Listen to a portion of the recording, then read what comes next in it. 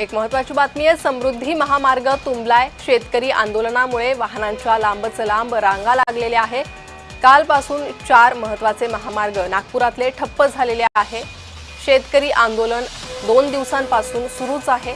बच्चू कडू आंदोलनावर ठाम आहे। जोपर्यंत शेतकऱ्यांच्या संदर्भातल्या मागण्या पूर्ण होत नाही तोपर्यंत आंदोलन सुरू राहणार असा इशारा त्यांनी दिलेला आहे।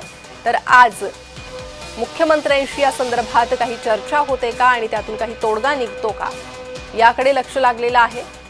मात्र तोपर्यंत प्रवाशांचे हाल होत आहेत, कारण या काही किलोमीटरच्या ट्रॅफिकमध्ये अनेक प्रवासी अडकलेले आहे। अनेकांचा खोळंबा झालेला आहे। तर यात अनेक रुग्णही असल्याचं मुख्यमंत्र्यांनी म्हटलं होतं। तर समृद्धी महामार्ग हा तुंबलेला आहे आणि त्याचीच काही दृश्य समोर आलेली आहे। काही किलोमीटरपर्यंत वाहनांच्या रांगा लागल्याचं पाहायला मिळतंय।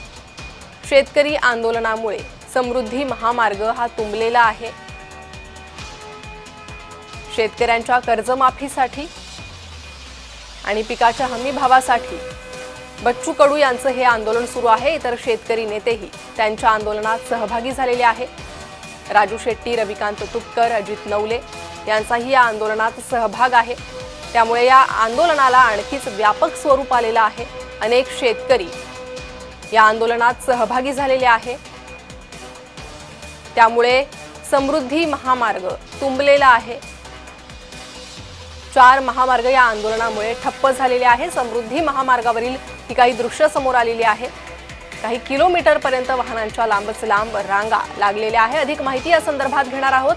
आमचे प्रतिनिधी तेजस मोहतुरे सध्या माझ्यासोबत जोडले गेले आहे। तेजस, कालपासून समृद्धी महामार्गावर या रांगा लागतायत, त्यामुळे प्रवाशांचे प्रचंड हाल होत आहेत।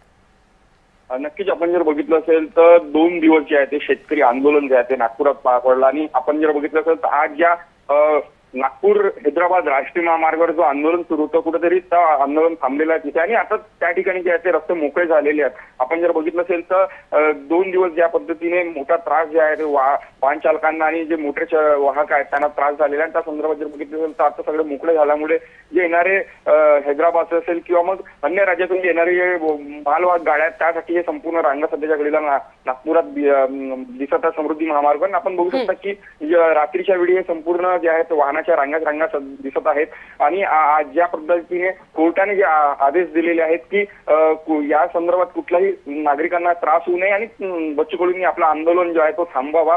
आपण जर बघितलं असेल तर बच्चू कडूंनी कुठलाही अवमान होणार नाही आणि कोर्टाच्या या संदर्भाला अजून जे आहे ते त्यांनी समर्थन दिलेलं आहे। आणि आज जर जे आंदोलन जे आहे ते आंदोलन जे जो ठरलेला जो त्यांच्या अगोदरचा जो मैदान होता त्या मैदानावरच खरा अर्थाने तो आंदोलन आता सुरू आहे। आता सध्याच्या घडीला जर परिस्थिती बघितली असेल येथे तर पूर्ण पावसामुळे जे आहे ते संपूर्ण इथे जे आहे ते संपूर्ण चिखलमय संपूर्ण हा मैदान झालेला आहे। त्यासोबत जर बघितलं असेल तर अनेक जे आंदोलक आहेत ते आंदोलक सुद्धा इथे फक्त हातावर मोजण्यालायक आहे। त्यामुळे आपण जर बघितलं असेल तर पाऊस सध्याच्या घडी नागपुरात सुरू आहे आणि 9 वाजता जे आहे ते मनोज जरांगे या ठिकाणी येणार आहेत आणि या आंदोलनास्थळी भेट देणार आहेत।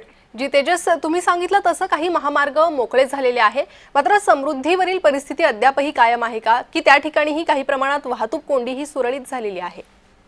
त्या ठिकाणी सुद्धा आता बघितलं असेल तर वाहतूक कोंडी जी आहे ती सुरळीत झालेली आहे, कारण की हे रात्रीच्या संपूर्ण दृश्यात रात्री जर बघितलं असेल तर मोठ्या प्रमाणात जे वाहतूक कोंडी जी होती नागपुरात अशाच काही ठिकाणी जे आहे ते वाहतूक कोंडी होती। कारण ज्या पद्धतीने ज्या पद्धतीने जर बघितलं असेल तर बच्चू कडू यांनी आंदोलन जे नागपूर हैदराबाद राष्ट्रीय महामार्गावर केलं होतं तिथनं उठून ते 5 किलोमीटर अंतरावर आले आणि त्यानंतर तिथनं ते संपूर्ण आंदोलकांना घेऊन ते बसले होते। पंकज भोयर आणि आशिष जसवाल 2 मंत्र्यांनी त्यावेळी संपूर्ण म्हणणं ऐकलं आणि कोर्टाच्या अवमान होणार नाही अशा प्रकारच्या बच्चू कडू यांनी संपूर्ण आपल्या भाषणात सांगितलं आणि म्हटलं की आम्ही रस्ते मोकळे करू आणि जे काही आम्ही 90 ट्रॅक्टर जे आणले होते शेतकऱ्यांनी ते संपूर्ण ट्रॅक्टर दिलेलं जो मैदान आहे त्या मैदानात आम्ही ठेवू आणि संपूर्ण रस्ते जे मोकळे करू जेणेकरून सर्वसामान्य माणसाला त्रास होऊ नये यासाठी आपण जर बघितलं असेल तर आता सध्याच्या घडीला नागपुराची परिस्थिती आहे ते संपूर्ण मार्ग या ते मोकळे आणि कुठेतरी वाहतूक कोंडी सध्याच्या घडीला नागपुरात पाहायला मिळत नाही। मात्र जे आहे ते समृद्धी महामार्गावर ज्या पद्धतीने रात्री जे कोंडी झाली होती तर हळूहळू आता